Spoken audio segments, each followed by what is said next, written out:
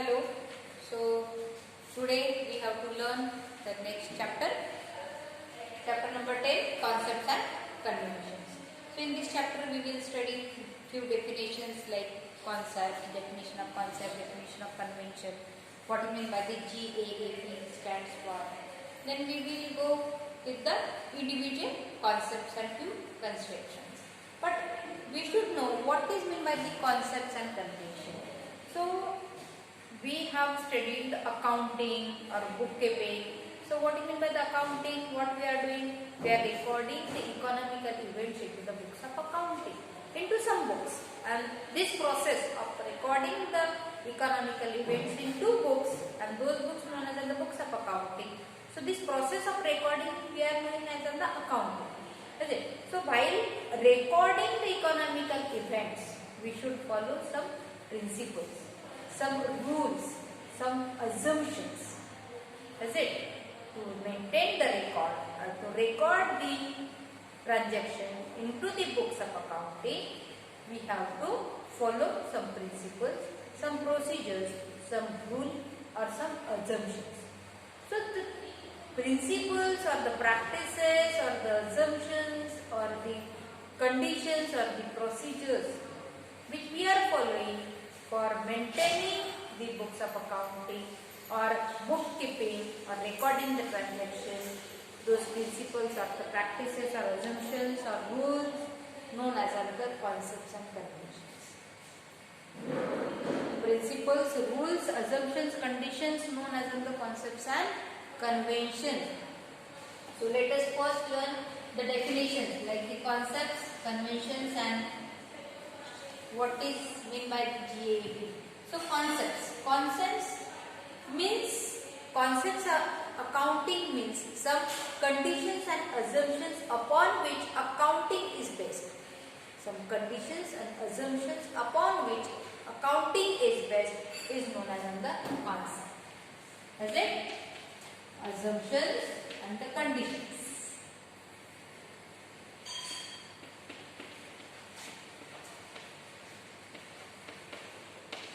upon which accounting is based.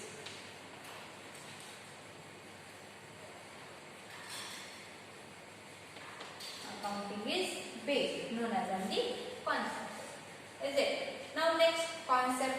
So practices and principles upon which the accounting is based or which are implemented while preparing the accounting or books of accounting, that is known as the conventions, practices and principles.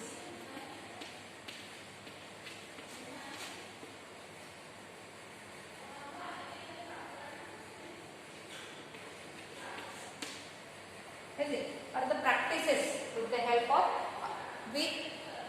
practices we are preparing the accounting, books of accounting known as the conventions. Is it? Now next GAAP.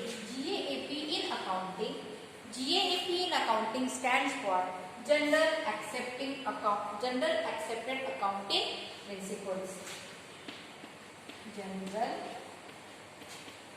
Accepted Accounting Principles known as the GAAP. GAAP, long form for GAAP is Generally Accepted Accounting Principles.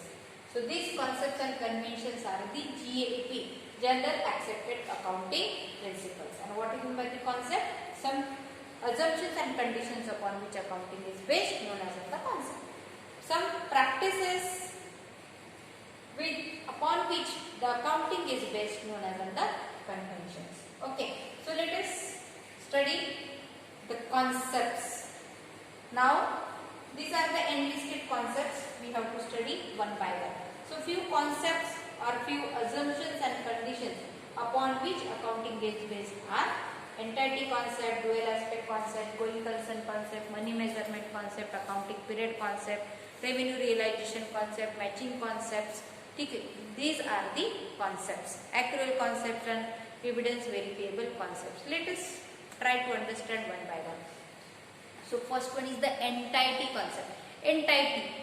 This concept represent that the business and its proprietor, business and its proprietor, business and partners, business and the owner are separate, are single, are individual. Is it? What it says, entity concept. According to this concept, it is said that business and its proprietor both are single, both are individual, both are different with each other. Is it? So, in business, single proprietor is there, or partners are there, or stakeholders are there. All are separate and the business is separate. So, business and proprietor or the partner or the stakeholders or the members are separate with the business. Is it? So, this is the entity concept. So, and what entity concept says that? Entity concept says that the business organization is individual, business organization is single. So, whatever the property belongs to the business, whatever the asset belongs to the business, that is land belongs to the business, or the room, or the furniture, or the machineries, or the raw material, whatever the property is there, that all the property belongs to business itself. Is it? And the property which belongs to the proprietor, that proprietor having his own house, proprietor having his own car, proprietor having his own cash in bank. So it belongs to the proprietor. It doesn't belong to the business, or whatever the property is in the business, it doesn't belong to the proprietor.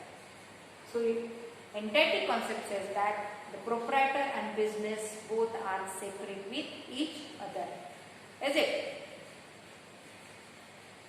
So this concept, if we follow the concept of entity, that is the business is separate and businessman is separate, or proprietor is separate, owner is separate. This concept helps to know the actual financial position of an organization. Actual financial position of an organization. If in any cases sometime proprietor, they are withdrawing the capital from the profit of the business. So in that condition, the proprietor is having liability for the business. Proprietor having the liability for the business. That means he has withdrawn the capital from business. So this way, the accounting has to be maintained as on the single entity, business as on the single entity, and proprietor having its own property. Is it? So accounting has to be maintained as a separate accounting for the business entity and for the proprietor. There is no relationship between the proprietor and the business. Is it? And this concept helps to know the actual financial position of a business organization. Now next is the dual aspect concept. Dual aspect. Dual aspect, just remember two aspects. But before going to understand which are the two aspects, we have to understand what is mean, how these two concepts correlate with the transaction and in the accounting. So any businessman or proprietor or partners, why they start the business? Only one goal is to earn the profit. Every person start their business to earn the profit. So what is meant by the profit? Profit means whatever the capital is there, profit earned, whatever the profit earned, that profit has to be added into the capital. Profit earned into the business, it has to be added into the capital. Capital, that means the overall asset or liabilities in the business is the capital. Then overall investment into the business is considered as the capital. So whatever the profit we earn, that profit has to be added into the capital. And capital is equal to asset minus liabilities. Asset minus liabilities. So to consider the capital, we have to consider asset as well as liabilities. Whatever the formula is there, but capital means we have to include asset as well as liability. So whatever the profit we will earn, that profit has to be added into the capital, and capital is equal to asset minus liabilities, because liabilities has to pay. Liabilities has to pay. So that's why when we will minus liability from the asset, what will remain is our capital, and profit has to be added into the capital. So formula for capital is equal to asset minus liability. And if we want to know the what is meant by the asset, so asset is equal to capital plus liabilities. Capital plus liability. So this is the asset. So what comes in asset? Asset shows that is land, building, cash in bank, cash in hand, stakeholders, raw material, all considered as the asset. Liabilities, the creditors, salary, wages, current liabilities, long-term liabilities, loan, so overdrafting also. These terms considered as the liabilities. So when the capital we will consider the asset minus liabilities. We will minus the liabilities from the asset which we have. We will get the capital. So the capital or the profit we earn or the transaction which shows the liabilities, capital and the assets, it has to be recorded in the books of accounting. What? It has to be, or whatever the profit we earn, whatever the capital is there, whatever the asset, whatever the liabilities are there, it has to be recorded in the books of accounting. That means recording into the books of accounting, what we have to record? Economical transaction. We have to record economical transaction. So economical transactions which represent the profit, capital, asset, liabilities, these economical transactions has to be recorded into dual aspect. It has to be recorded into dual aspect, and those aspects are the credit and debit. These are the two aspects. So each and every transaction has to be recorded in two aspects, that is debit and credit. If debit, one debit having its credit, means coin has two sides. The transactions having two aspects, debit aspect and the credit aspect. If we are thinking about the debit and we thought that credit is not there, it never happened. Transactions having that one side debit and one side credit. As such, the coin having one side, that is head, and one is tail. The same way, transactions having two sides. One is debit and one is credit. So in spite of side, we are saying it is two aspects. Transactions having two aspects, debit and the credit. That's it. So each and every transaction has to be recorded into books of accounting with this dual aspect, and that dual aspect is the concept. Understood?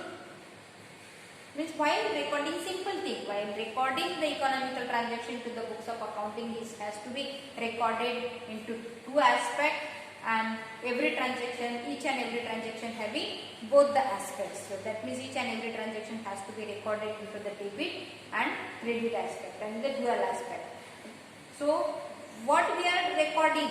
We are recording some transactions which represent somewhere asset, somewhere it represent liabilities, somewhere it represent the capital, and whatever the profit we will earn, that profit considered as in the capital. So transactions we will record it in the books of accounting as in the capital.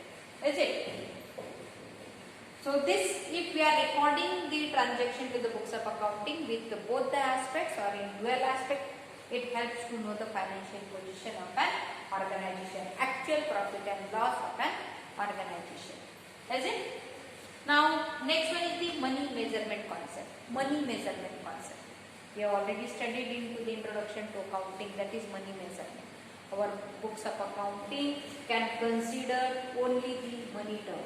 So, money measurement concept. What the money measurement concept says?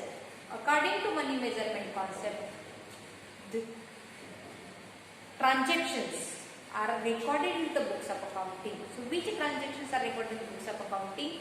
The money term transactions, the transactions which we can convert into the money term, those transactions are recorded into the books of accounting. Is it? The terms which we cannot convert into the money term cannot record into the books of accounting. Only the terms which we can convert into the books of accounting are considered or can be recorded in the books of accounting. Is it? Because money term is more reliable, more common and more acceptable term. That's why while preparing the books of accounting, the economical transactions has to be recorded in its money term. The non-materialistic things or the terms which we cannot convert into the money term cannot be recorded in the books of accounting. For example, the business having the 20 machineries, business having 20 machineries, 2-acre land, 1 3-story building, raw material, that is 100 tons of raw material.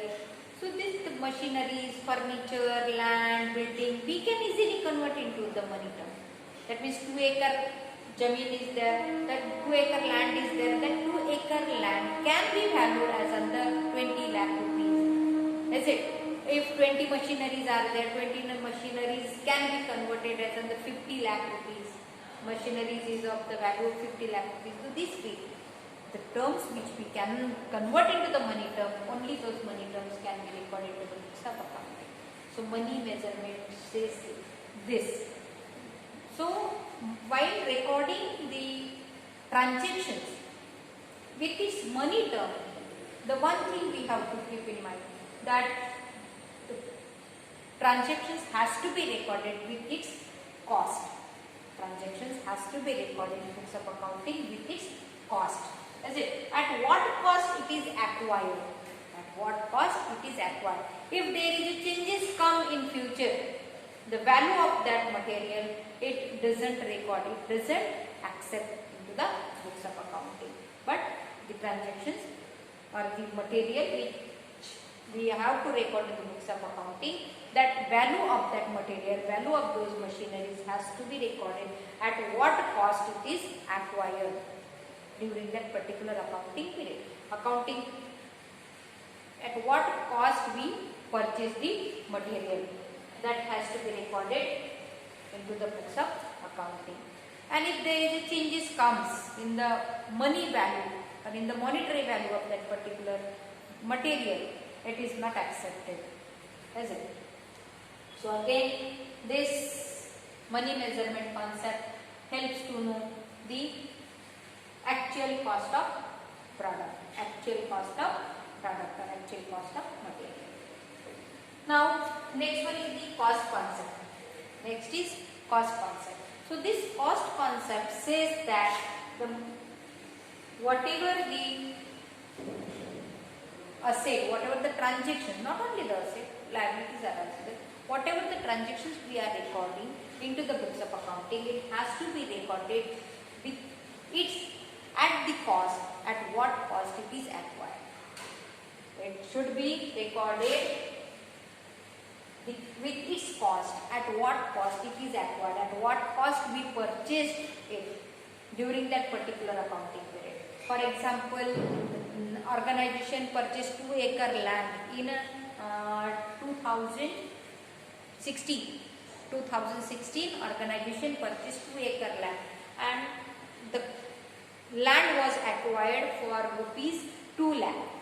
The 2-acre land was acquired for rupees 2 lakh. 2-acre land acquired for rupees 2 lakh in 2016, and it has to be recorded in the books of accounting that 2-acre land costing 2 lakh rupees. Is it? But in 2020, the 2-acre land is showing with the same prices. That is, it is acquired with the 2 lakh rupees. And one consideration is given that goods or the machineries can be recorded with its depreciation charges. With its depreciation charges. Is it? So depreciation charges we can claim up to the working life of that goods or material. Is it? For example, let us have discussed the first point that goods has to be recorded with its the price, at what price or at what cost it is acquired. If there is a changes comes in future, that changes comes in monetary value, changes comes in cost of goods, it is not considered, it is not recorded in the books of accounting, but it has to be recorded with the at what cost it is acquired with its depreciation charges. And the depreciation charges we can claim up to its working life, up to the working life of that material, working life of that goods, working life of those machineries or that asset. It has to be recorded in the books of accounting. Once the working life of that particular material get expired, it is shown as on the scrap to be sold. It is shown as on the expired material, or it is shown as on the scrap to be sold out. Is it? So cost concept giving a consideration that goods can be recorded with its depreciation charges up to its working life. But what the actual cost concept says that? Cost concept says that whatever the goods we have purchased, it has to be recorded at what prices it is acquired. Is it? Now accounting period concept. Our next concept is accounting period concept. Accounting period concept says that, or it is also known as in the time period concept or periodical concept, periodical duration concept. Why it is says that? So we know the business is having the longer life. Business is having the longer life. Business, only the business can stop, or we can see the business, what is, or we came to know the financial position of an organization when the business get liquidated. To know the actual financial position of an organization, we know only when the business get liquidated. But what we believe that business is having the longer life. Anyone start his business just to earn the money forever. He don't want to start the business just to earn the profit up to 5 years, up to 10 years only. What the proprietor or partners they are thinking? Yes, the business, I will start the business to earn the profit from the business forever. That means it is said that the business is having the longer life. And why accounting period comes over here? If the business is having the longer life, why the accounting period is there? So as we know, business is having the longer life, and to know the financial position of an organization, how much capital the proprietor have invested, whether the organization is earning profit or not, organization is doing efficiently or not. So this information can be get only when we will analyze the financial position, when the organization will prepare the financial statements. Is it? And if we don't do it, the organization not know the actual financial position, actual investment in the business. So to know the actual financial position into the business, the organization has to prepare the financial statement. So no other creditors or the proprietors or the external users and internal users can't wait for a longer duration to know the financial position of an organization, or to make a corrective steps, or to make a decisions whether the creditors or external users, they want to know should they maintain the business relation with that organization or not, they should supply the material to organization or not, stakeholders should continue investing into the business in such organization or not. So to get the answer to all these questions, the external and internal, both the users, they are more interested to know the financial position of an organization. And to know the financial position,